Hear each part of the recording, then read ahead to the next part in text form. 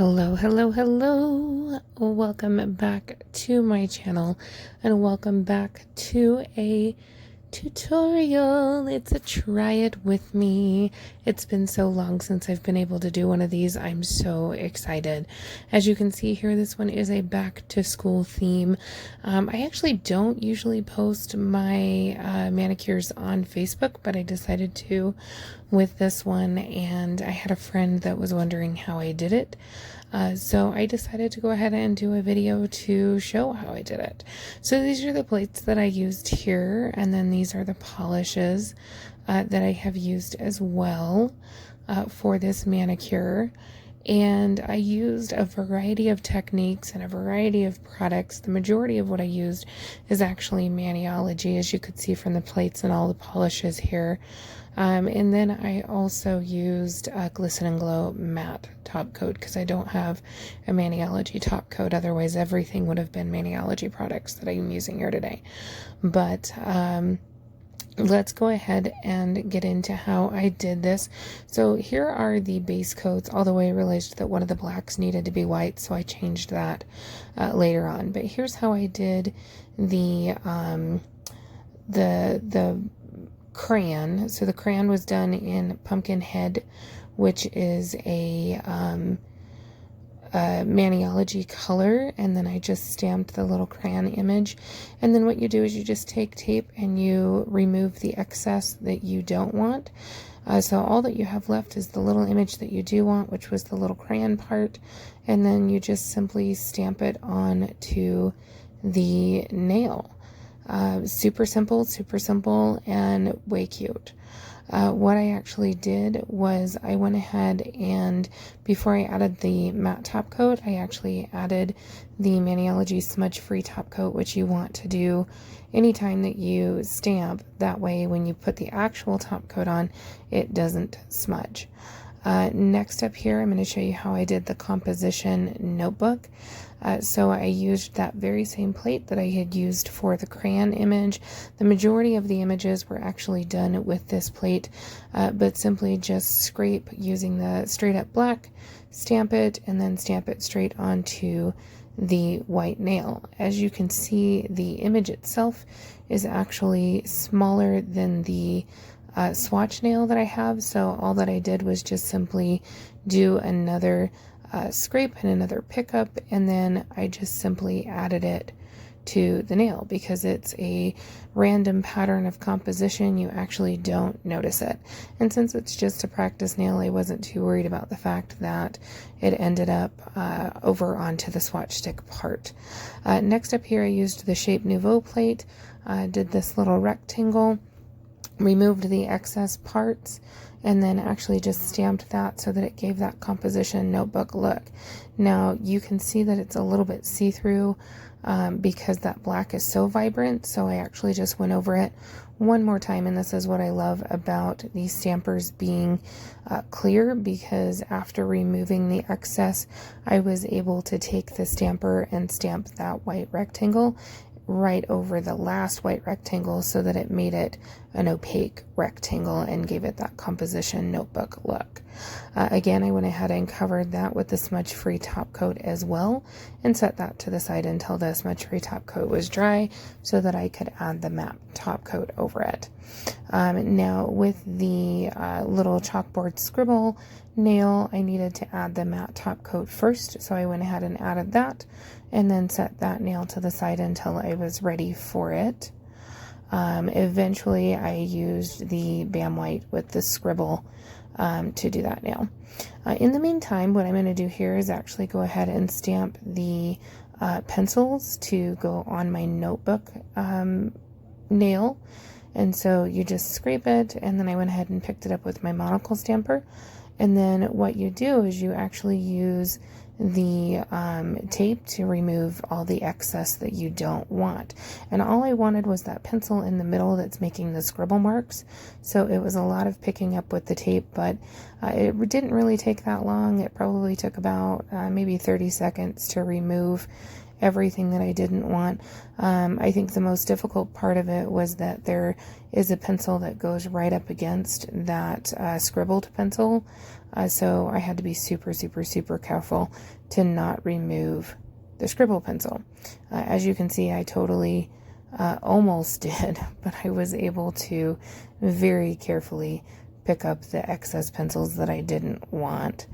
The next thing that I did was I went ahead and took that and set it to the side until it was dry. And then I went ahead and did the crayons. So here's me doing the crayons. And then put that onto a monocle stamper as well. And then set that off to the side after picking up the little excess parts that I didn't want. Basically the words to what the plate number was. And then a little bit on the side. So now here's how I did the notebook nail. I used the Indikon to pick up just a little notebook image, the paper image, and then stamped that. I'm using an old gift card as my scraper, so don't worry about that, not endorsing anything. But the first pickup didn't pick up everything, and because it was going on the big swatch stick, I did need it to pick up everything, so I went ahead and did another pickup real quick. The next thing that I did on this one was add the smudge free top coat to that image so that I could kind of set it to the side, or to that nail so that I could set it to the side. And then I went ahead and added the smudge free top coat onto the crayon and the pencil image, and then set those to the side to dry until I was ready to color them in. The reason being, when you pick up the colors with the to color the image, it can sometimes bring up the black. So I usually, especially if I'm doing a lot of detail color, I usually go ahead and do the smudge free top coat. But there was, real quick, my chalkboard nail. After the matte top coat was dry, I went ahead and just stamped it using the white so that it looked like chalkboard scribbles on a chalkboard. Next up here, I'm going to do the crayons. And this is a technique called reverse stamping, where you just, using a fine dotting tool or a fine brush, you just simply color in your image. This was about 5 minutes of the smudge free top coat drying before I actually started to color it in. But here's the coloring in of those images, and it was just completely random. Before on my actual nail, I did the little lines on the crayons in black, but decided that I didn't want to do that for this purpose. So for the practice nail, to just show you what I'm doing, I just did without the little black lines on the crayons and just colored the crayons in themselves. And I think it actually turned out better. So if it weren't for the fact that this manicure, between the design process and all the drying time and everything, it actually took me about 4 hours to do this manicure. So if it weren't for that, I would probably go ahead and redo the crayon nails. But I still like the crayon nails, so I'm okay with leaving them the way that they are on my actual hand. Now I'm just putting in the red, so I'll go ahead and shut up now and let you listen to, or let you just watch me do the coloring. If you want to fast forward, you can do that. And then watch me do the pencil. With the pencil, I actually blended colors to make the pencil color because I didn't have the right color. So you'll see that here in just a little bit.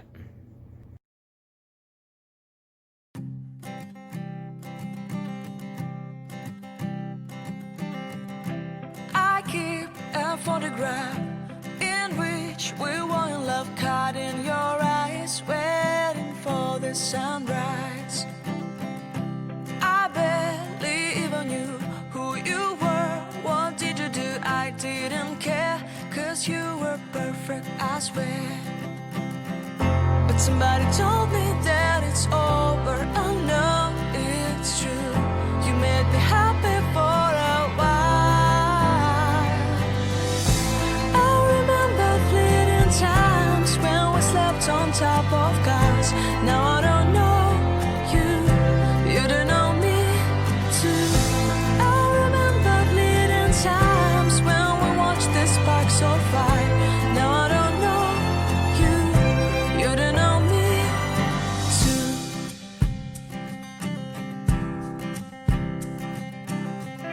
Stars shone in our eyes like the lights of fireflies. We were obsessed and we felt warmth in our chests.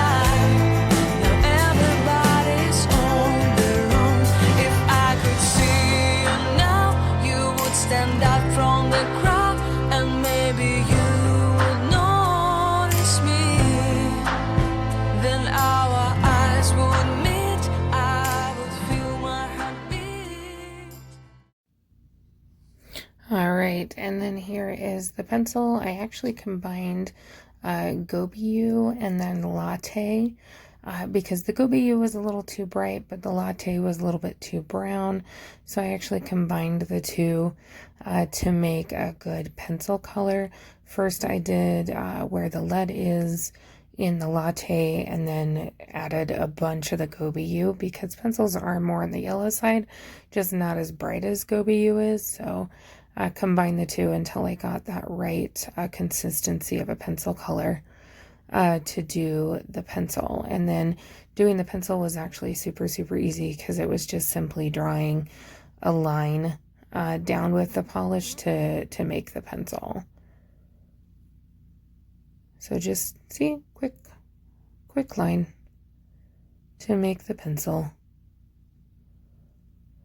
And then from there, once the image was dry enough, I went ahead and added the crayons to the white nail. I did take off that excess a little bit later on just by filing it off. And then I took the pencil and put that onto the white paper, and then everything got covered with the smudge-free top coat. Now all of my nails are done with the smudge-free top coat. Once the smudge-free top coat is dry, you just simply put the matte top coat on to give it that weathered school chalkboard look. I did forget to show that I had done the smudge-free top coat, so that was me showing the smudge-free top coat again. But everything was covered with the matte top coat, and then once everything was dry, the nails were ready to go, and that is how I got my back-to-school look. I absolutely love this look, and I had so much creating this look for you. I hope that you loved it too. Until next time, don't forget to subscribe.